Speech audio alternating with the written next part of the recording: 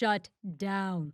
It's out of money because Congress can't agree on a funding plan. The main sticking point is health care. Democrats want to reverse Medicaid cuts and stop enhanced Obamacare subsidies from expiring. We need to stop these premiums from going up dramatically. They're arguing a December policy debate for a September funding issue. Congressional Budget Office estimates about 750,000 federal workers face furloughs. It says they'd otherwise make $400 million a day.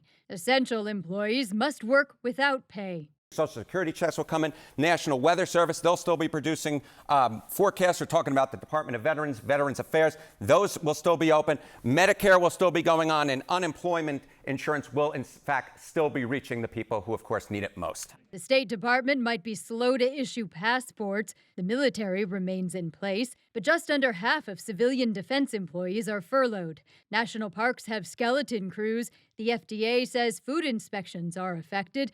As for transportation, about 3/4 of FAA staff are working without pay, a central issue in the last shutdown. 10 controllers actually called out sick, and it led to massive delays. And they said, you know what, we need to end this shutdown. The Joint Search and Rescue Team is still evacuating victims from the rubble of one of the buildings at the Al-Hosini Islamic Boarding School in Sidoarjo, Indonesia. The current target is 15 locations, 8 of which are classified as black status and 7 others as red status. Black status indicates no signs of life, while red status indicates signs of life. Rescuers are digging a tunnel approximately 60 centimeters in diameter, 80 centimeters deep, and 7 meters long. They are attempting to evacuate victims with lying face down.